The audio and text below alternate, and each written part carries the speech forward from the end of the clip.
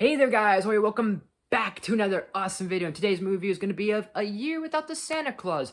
I feel like the title is already self-explanatory, but to give this description a little more merit, it's pretty much a year without Santa Claus. He feels sick, he doesn't want to do Christmas this year, and I don't know if this was intentional or if this was unintentional, but maybe because my mind is a little bit older and kind of put almost two and two together a little bit rewatching this, but it's almost like as if Santa Claus has like a identity crisis or a social anxiety of thinking of, do the kids care about him still? Do kids nowadays still believe in Santa Claus and all these other myths? And kind of some, not depression, but kind of like a weird anxiety moment. So this is done by the Rankin and Bass company, and I feel like we're all familiar with this company. Even if you don't know Rankin and Bass, you've seen one of their Christmas specials before. In my opinion, this is probably one of the more infamous or one of the more iconic ones or one of the more better ones. I don't have any much issues overall. Like, out of all the Rankin and Bass stuff I've seen, I don't have that many like ones that are really terrible. I don't know. It's been a while since I've gone through all of them, but from what I remember, I don't have like one that really was like, this was a shit show or something like that. But all of them, I think, either way, are very well animated, very well crafted. This movie is so animated, so good for 1974 that this is so much well animated that this probably would demolish anything that's come out this year that was animated. And I'm not just saying that because I rewatch this almost every year and I grew up with Rankin and Bass. I grew up with this one. I had the VHS tape somewhere in this house or somewhere in existence. This was just one of my favorites for many reasons. And I'm not just saying that this is better than anything that's come out this year because a childhood favorite of mine or anything like that, but it just is really well detailed with, like, you don't see this type of animation anymore. You don't see a lot of stop motion claymation. I mean, there is Leica, which that's phenomenal, but you don't see anything like this as much anymore.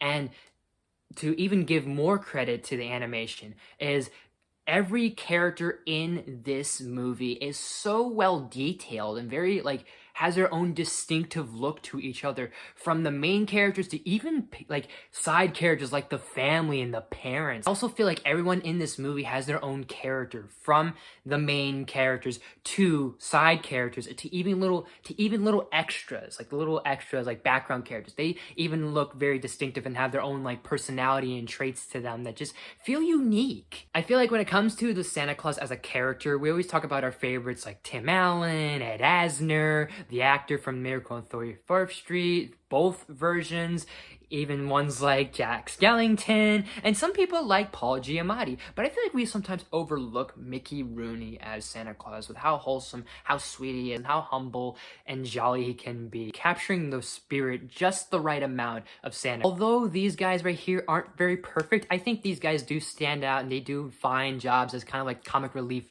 elves that come along and trying to bring that Christmas spirit back to the kids and go down to, basically, they go down to Earth, they go down to like a certain state to basically say, hey, do you guys still believe in Santa Claus? Asking kids that. So I think that they're serviceable and I think they're kind of funny. I think the standout ones, in my opinion, would have to be Heat Miser and Snow Miser, which, speaking of which, give me a minute, where's Snowy? Where's Snowy? Yeah! I have like a whole set of these guys, but the only problem is that the set, it was missing Heat Miser, so I never found Heat Miser, and I remember looking for him years and years ago, and I know you can probably find him online, but I just never looked ever since then. So I guess the options there just haven't had the opportunity to really go, yeah, I want him. All these things were done by NECA, which is interesting. I love those guys. I mean, that's kind of the reason it's probably the reason why anyone that has seen this movie remembers this movie. Because it's like, oh yeah, I remember that movie because I had those two weird characters. One represented snow and ice and cold. One represented heat and fire. They just stood out to most, I think. Songs are great. All of them are catchy as hell. All of them are very memorable. A Year Without a Santa Claus. Anyone Could Be Santa. It Will Be Cold on Christmas Day. Snow Miser. Heat Miser. I'll Have a Blue Christmas. I Believe in Santa Claus. Here Comes Santa Claus. And A Year Without a Santa Claus reprise. I think the one that really stands out the most to me is, of course, the Snow Miser, Heat Miser songs, but also I think on a different level, I think that song about believing in Santa Claus really hits differently now, being older and kind of just realizing kind of that magic and kind of just something wholesome about that song that's really stands out, I think, the most out of all of them, that I've come to realize, you know what,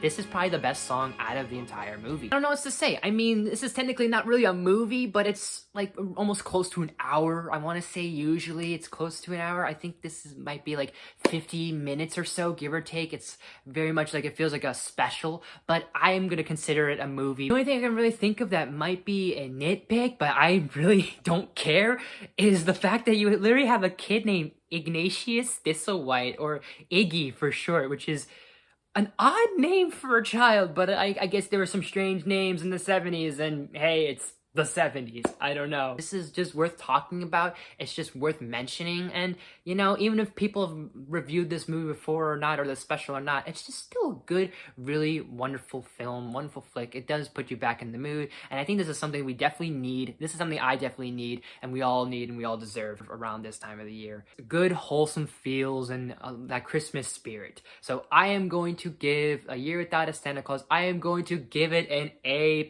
So A Year Without a Santa Claus, have you guys seen it? What do you think of it? Do you like it? Do you hate it? Let me know in the comment section down below. And as always, guys, thank you so much for watching this video. Please smash the like button. If you're new to my channel, please subscribe. We do Oscars every day, for every week. Make sure you ring that bell to new videos every day, every week. Share the video with any of your friends, all the good stuff and more. Leave some suggestions in the comment section down below. You name it, I'll look to it as best as possible. This could be probably one more review for this year. Maybe I'll have another video for you guys. Streams have kind of been a little postponed, unfortunately, but I will at least make it up in content, and maybe I'll have something else up for you guys, but definitely this will be up. And then hoping to have one more Christmas review. I'm hoping to schedule it on Christmas Eve. So thank you guys so much for watching, and I'll see you next time.